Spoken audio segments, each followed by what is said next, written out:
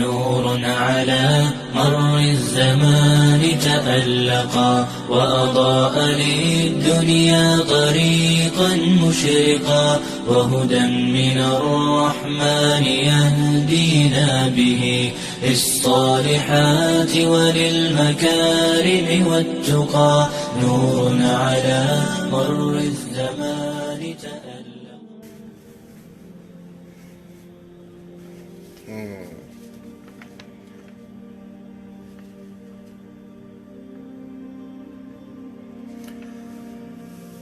fakkeenya dubartii taate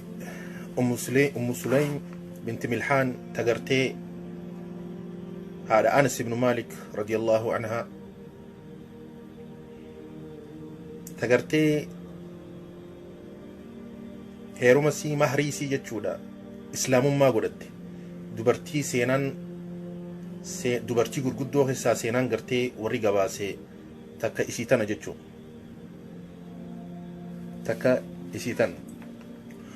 Ummu Sulaym islaamummaa tana keessatti bismillah eega gartee maqaa rabbii faarsinee rasuula irratti alayhi salaatu wasalaam faaruu dhangalaasne booda rabbiin subhaanahu wa ta'aalaa akka gartee dhiira jannata baallama seeneefitti dubartiillee akkasuma baallama seeneef jechuu dhiira khayrii dalagee jannata kannaaf dubartii khayrii daleedillee akkasuma jannata kannaaf dubartiin seenaa islaamummaa kana keessatti carraa guddaa carraa gartee warra gartee waan gurguddaa dalageerraa jechuu taakka Khadiijaa gaafa rasuulli rabbii alayhi salaatu wassalaam gartee rifatee tayfi qabdee horii fi waa hundaan wareegama kafaltee dubartiidha taakka Khadiijaa tagartee dura islaamummaa tana keessatti illee dhiinisii gartee gannaqame jechuudha tashahidde dubartiidha taakka Sumayyaa tagartee Safaa fi Marwaa fiide dubartiidha taakka gartee Haajaraa jaartii Ibraahim haadha nabiyullaahi Ismaa'il jechuu akkuma sanitti dubartiin seenaa gurguddaa gartee warra ummata gabaasee jira taakka Aishaa faa jira muhaddisa gartee ta hadiisa kuma meeqa ergama rabbi irraa alayhi salaatu wassalaam odeessite warra ummata akkasiiti jira sun keessaa takka eenyu jennaan takka Ummu Sulaym haadha Anas ibn Malik rabbiin dalagaasii irraa hajaalatu isii tana haati Anas ibn Malikii fi subhaanallah haati Anas rasuula rabbiitiif haati Anasii fi Ummu Haraam binti Milhaan obboleeyyan namni darsoonni ni beekanii Ummu gartee Ummu Haraam binti Milhaanii fi haati Anas obboleeyyan rasuula rabbiitiif alayhi salaatu wassalaam haboota haniif tanaaf hadiisa namni beeytanii rasuula rabbii alayhi salaatu wassalaam mana dubartii takka hin seenu dubartiillee gartee harkaan qabatee hin beeku walaakin mana Ummu Haraam seenee ciisee rifeensa irraa filuu turte hadiisa kana ni yaadata hadiisa gartee Bukhaarii maal walii tahanii haboo tahaniif isii san fuudhuun haraam irratti jechuudha saniif rasuulli alayhi salaatu wassalaam mana Ummu Haraam seenee tanaaf achi seenee ciisaa ture duba Ummu Haraamii fi haati Anas jechuudha Ummu Sulaym obboleeyyan tana akka anaaf beeytan insha Allah Ummu Sulaym rabbiin dalagaasii irraa hajaalatu haboo gartee loqoda afaan birootti ani beeku haboon obboleeytii haadhaa jechuu haboolee gartee ergamaa rabbi alayhi salaatu wassalaamii jaan khara gartee warra khara gartee harma hoodhuun jechuudha tahu nasabaan tahu wallahu a'lam rabbi beeka Ummu Sulaym gartee ummata ansaaraati warra ansaara jechuun warra gartee madiinaatiin ansaara ja'aniin warra makkaatiin muhaajira ja'anii muhaajira jechuun ummata godaane jechuu warra makkarraa madiinatti godaane muhaajiraa ja'aniin warra madiinaa ammoo warra achi dhalatee guddate warra madiinaa warra ansaaraa ja'aniin ansaara jechuun warra tumsaa jechuu eenyuuf tumsan islaamummaa nabiyyi alayhi salaatu wassalaam isaaniif tumsan jechuu muhaajira jechuun warra ummata godaane jechuu warra gartee makkarraa madiina godaaneen muhaajiraa ja'aniin duba isii warra ansaaraati warra madiinaatti Ummu Sulaym jechuudha ورغرتي درا إسلامي الراهي وردرا ربتي أماني ربتي غرتي توحيدا قبتي الراهي جان هوغاني في إسين إسلامي هوغاني في إسين إسلامي تجد شودا إلما تكو قباتشو تورته إلمي سن أينيو أنس ابن مالك رضي الله عنه أنس نموني بيتن حديثة أنس الجباسي أنس تو أوديسي أنس الرا أوديفمي وجاجان هذا ساتي دوبا أنس ابن مالك هذا إسات إني خن جولة توري وقاني في قرتي إسين إسلامي تي شهادة قبتي ورين قرتي درا إسلامي الراتاتي بودا إلما إسي خنا شهادة قبسيسات ترتيجو إلما إسي خنا شهادة لمان جتودا شهادة قبسيسات ترتين إساتك إسا دائما إسا واتك هم بينه أبا والرئيسي جارسي إسي أبان أنس جتودا نما دينا ربي هنكبني دينا إسلاما خنا ديدة جتودا دينا خنا إرف الديتي إسلامي جتين لكي أنهم إسلامو جئتي ديدي أبان أنس ديديتي غرغرتي شام نندم جئني إسين جلاد دي أكاسيتي إسان إسيتي خرشام ديمي وغاني في خرشام ديمو أجتي أدوهن إسلاموين بيشامتي دوئي جاندوبا نعم سليم انتلا دوبرتي غرتي چولي تايليك أبدو توانغوتو بيت الراي وغاني في غرتي جارسيسي كفر مرتي دوئي إسلام ما دي بيشام خيستي إيغا دوئي بودا إيغا إداسي لكاوتي بودا أباط الحان إسيتنا خدته سليم تنا خدته جتشو أباط الحان هقاني في خدته أباط الحان كون يروسن هن إسلام ما هن كابو توري دوبا وان جتين يا أباط الحان نمني أكا خيتي خون نما ديف فمومتي جتشو نما سلا كيبلاني ولكن أتي إسلامامتي جتين يوخا قرتي أتي نما إسلامامتي جتين يا أباط الحان واني أتي قبرتو خون دغا قرتي مخا قربان حبشا قربان ورا بيا حبشا مخا إفي قرتي هركان تولشي تهوني بيتاهي جتين قال يا أباط الحاج جتين يوني فيك إن أسلمت جت يوني فيك إسلام تاتي لا أريد من الصداق غيره جتين أنا قرتي مهري واتكهم فيدو مهرين تي إسلام ما هاتاتو جتين سبحان الله مهرين تي إسلام ما هاتاتو جتين سنبودا أباط الحام مال جي مي اتيادة جئتي ديمي إسيبرا ديميتي إيجا اتيادي بودا سنبودا قد ديبي شهادة قبته سبحان الله لال مهريسي شهادة مهريسي إسلام ما الله أكبر دوبرتي أكناتي إيجا شهادة قبته بودا هدو إسينيس جمد سني المسي جولي تورا عمد ترباتي يروخنا يا أنس زوج أبا طلحة جتين خيتي أبا طلحة فوسي جتين نخاقل جست ولي هاداته جتو علمي خي ولي سيتهوني دنده جتو علمي خي سيفوسي سوني دنده علمي خي دبرتي جتو دا دبرتي تجارسي الراديو يتكا تجارسي الراديو يتكا تا أدان ديمن علمي بكبو وليته هذا فوسي سوني دنده إسلام ما خيست أنس ابن مالك إسا جولي أباط الحف نخا قد يجو هذا سا أباط الحف نخا قد إيغسي فود يجو أباط الحن دوبا خرار برتي وقاني في إسلام ما تنخيستي وسما إسان جراتني رسول ربي عليه الصلاة والسلام مكرة مدينة قداني وقاني في رسول ربي عليه الصلاة والسلام مكرة مدينة قدانو أركن ومني مهاجراتي في وري أنصارا ورقرتي رسول ربي يدور عليه الصلاة والسلام مدينة قداني قمداني رسول ربي بردقاني قرتي قمد جيسو سينا جتشو سيمتو سينا جتشو ساني رسول ربي عليه الصلاة والسلام من أبي أيوب الأنصاري أتشكو باتيتي وقاني في أتشكو باتي نميو وان أداتين رسول ربي عليه الصلاة والسلام اتفدو سينا أمو سليم واتا كان قبض رسول ربي تيف الرجال وان إسيبرا ميدان أنيسي الرجال وان إسيبرا ilma isii fiddeeti rasuula rabbii alayhi salaatu wassalaam dura keesseeti yaa rasuula allah jetteen هذا أنس هوني أنسي هوني المخية سيها خدموا haga jirtu umrii tee guutuu si haa khaddamuu jetteen subhaanallah rasuula rabbiitiin alayhi salaatu wasalaam eegasii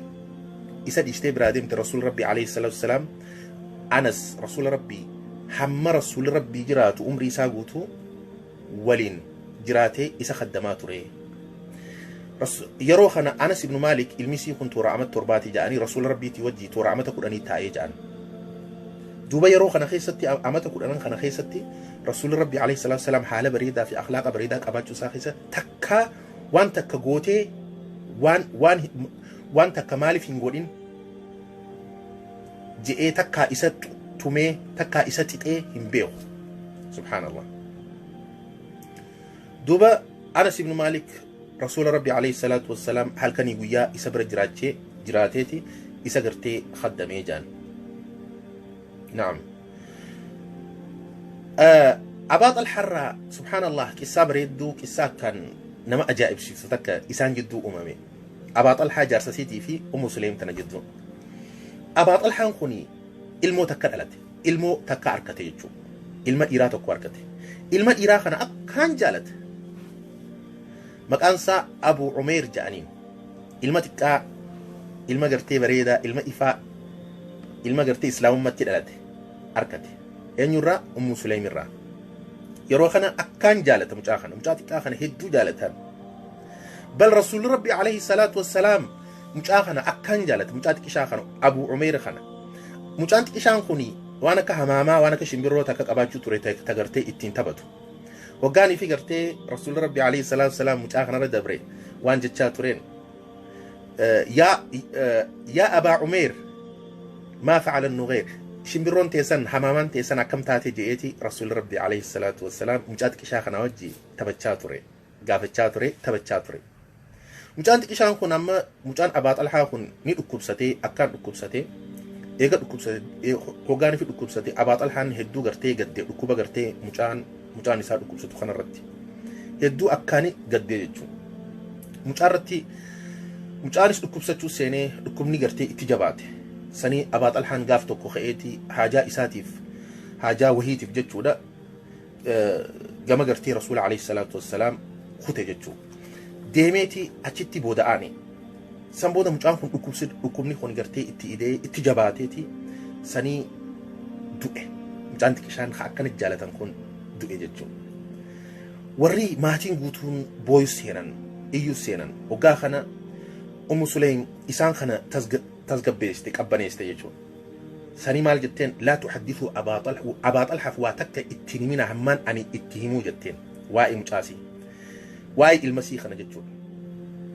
ilmasii kana gartee dhiixee khafantee waa hunda gootee ilmasii kana fuutee moggatti achi qabde subhaanallah moggatti achi keessa jechuudha reefka gartee mucaasii xiqqishaa kana san booda waan gootee mucaasii kana fuutee hagooyite akka garteen beekamnetti hagooyite du'ee jira eega dhiixee wanti jettee booda mucaasii kana hagooyite san booda haateeti nyaata gootee nyaata bareedaa gooteeti hoggaanii fi isiinis tottolfattee nyaata gootee Abaa Xalhaan haajaa isaarraa gad deebi'ee jaarsi hoggaanii fi jaarsi gartee as gad deebi'u waan je'een kayfa al-ghulaam mucaan ilmi xiyyaa akkam jechuudha mucaan akkam ilmi xiyyaa akkam je'een qaalat waan jetteen duuba nafseen isaa sabattee jirti akka nama gartee hirriiba jira ja'aniiti maal jetteen raahaa inni kun gartee haara baafachuun kajeelaa jetteen nafseen isaa qabbanooti jirti inni kun haara baafachuun kajeelaa jetteen san booda isa laalu mucaa kana laaluuf achi deemnaan dhorkiteen subhaanallah jaartii isaatuun dhorkiteen akka achiin deemni dhorkiteen hoggaa kana inni gartee ciisu jira sabatee jiraati hin kaasin hin sossoosiin jetteen san booda as deebi'e nyaata qopheessitee fi nyaatee eega nyaatee dhuge booda haatee isiinis tottolfattee turte waan silaa jaartirraa hajamu waan jaartirraa hajamu bakka hirriibaa seenanii akkasitti haajaa walii bahan jechuudha san booda hoggaanii fi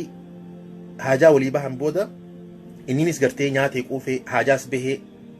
hoggaanii fi agartee yaa abaa xalhaa jetteen subhaanallah inta sahaabaa intaloo dubartii akkaan coollee sammuu gartee coollee taate yaa abbaa xalhaa jetteen dhaggeeffadhu yaa obboleettiiti yaa obboleessa kiyya yaa abaa xalhaa jetteen meenaa odeessi alaa ta'ajab jetteen min jiiraanina